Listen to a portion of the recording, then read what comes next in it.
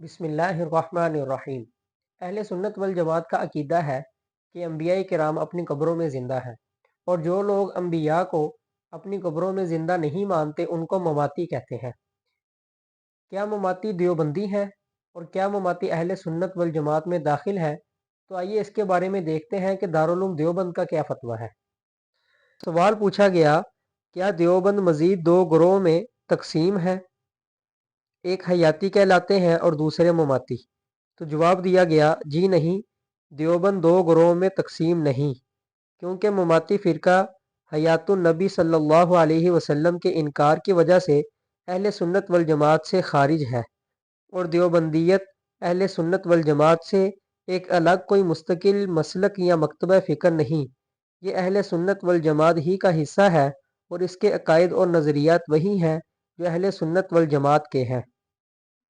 اور اسی طرح ایک سوال پوچھا گیا کہ مماتی حضرات اپنے آپ کو دیوبند کی طرف منسوب کرتے ہیں، یہ کہاں تک درست ہے؟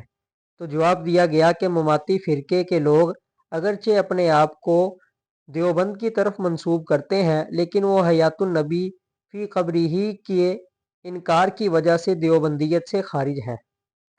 جیسا کہ آپ نے دیکھا کہ دارالعلوم دیوبند کا فتویٰ بھی یہی ہے کہ مماتی دیوبندی نہیں اور نہ ہی مماتی اہل سنت والجماعت میں داخل ہے۔ اللہ تعالیٰ جو سنا گیا اس کو سمجھنے کی توفیق عطا فرمائے۔ وما علینا الا البلاغ۔